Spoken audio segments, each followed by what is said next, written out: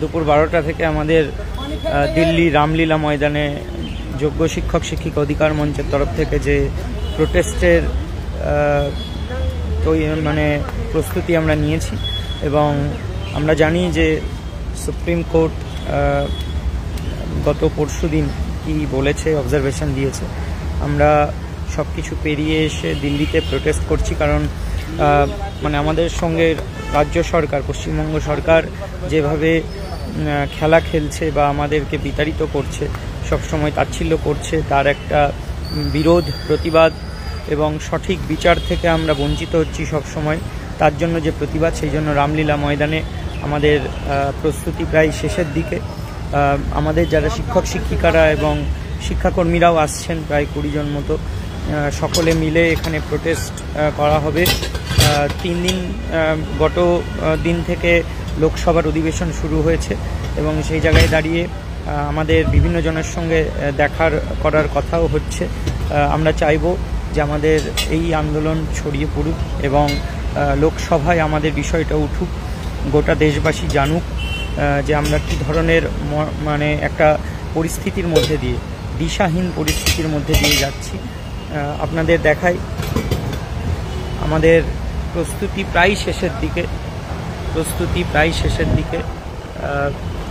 প্রায় 200 জন মতো প্রোটেস্টে অংশগ্রহণ করবে দিল্লি রামলীলা ময়দান। দেখতেই পাচ্ছেন আপনারা, আমরা প্রস্তুতি সেরে ফেলেছি। প্রচুর পুলিশ এবং এনারা সিআরপিএফ, দিল্লি পুলিশও প্রচুর জন আসছেন।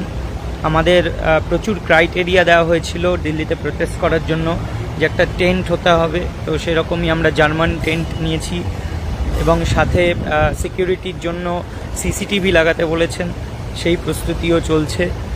মহিলাদের জন্য একটা গ্রিন রুম করা হয়েছে এবং সাথে যাতে মানুষ সবাই জানতে পারে সেই জন্য বাইরে প্রচুর মাইক লাগানো হয়েছে। সাথে সমস্ত রিপোর্টার এবং যারা রয়েছেন তাদেরকে জানানো হয়েছে। আমরা প্রস্তুতি প্রায় শেষ মুহূর্তের দিকে। এখন সিসিটিভি, যেহেতু দিল্লি পুলিশের নির্দেশ যে সিসিটিভি লাগাতে হবে এবং সমস্তটা মনিটরিং করা হবে, পুলিশ মনিটরিং করবে এবং সেই মনিটরিংটা যেন ঠিকঠাক হয়, না হলে পারমিশন পাওয়া যাচ্ছিল না। পারমিশন পেতে গেলে এমনি পশ্চিমবঙ্গে আমরা জানি পারমিশন কোনো একটা পেতে গেলে কি কাঠখড় পোড়াতে হয়, তাহলে বুঝুন দিল্লিতে কি করতে হয়েছে আমাদের। গত 5-7 দিন ধরে টানা প্রায় 16 ঘন্টা 17 ঘন্টা রাস্তায় থেকে এই অফিস থেকে সেই অফিস বিভিন্ন জায়গায় রিকোয়েস্ট করে করে পারমিশন নিতে হয়েছে এবং এত বড় একটা প্রোটেস্টের আয়োজন আমরা করেছি। আমরা চাইবো এই প্রোটেস্ট যেন সফল হয় এবং প্রত্যেকটা মানুষ, দেশবাসীর কাছে এই প্রোটেস্টের খবর পৌঁছে যাক, আদালতের কাছে পৌঁছাক, সুপ্রিম কোর্ট দেখুক যে এরা সত্যিই কি একটা পরিস্থিতির মধ্যে দিয়ে যাচ্ছে, যেখানে আজকে যোগ্য হয়েও কোনো দুর্নীতিতে নাম না থেকেও এদেরকে কিভাবে তাচ্ছিল্য করা হচ্ছে, কিভাবে রাজ্য সরকার এদের জীবন নিয়ে ছিনিমিনি খেলছে। আমরা সঠিক বিচারের আশায় এখনও আমরা পথে থাকব, আন্দোলনে থাকব। আজকের প্রোটেস্ট আমাদের বেলা 12টা থেকে শুরু হবে। আমরা বিভিন্ন দপ্তরের সঙ্গে কথা বলেছি, আমরা বিভিন্ন লিডার, এমপি, এমএলএ তাদের সঙ্গে যোগাযোগ করার চেষ্টা করেছি, এখনও করছি।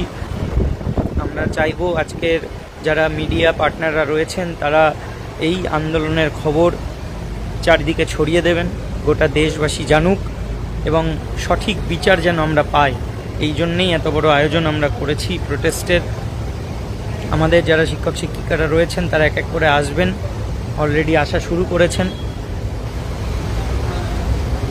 আপনারা সকলে এই ভিডিওটাকে শেয়ার করুন এবং এটা যতগুলো প্রোটেস্টের ভিডিও পাবেন, বা লাইভ হোক বা যাই হোক, সব কটা শেয়ার করবেন প্রত্যেকে, কারণ এই প্রোটেস্টটা সব জায়গায় ছড়িয়ে যাওয়া উচিত।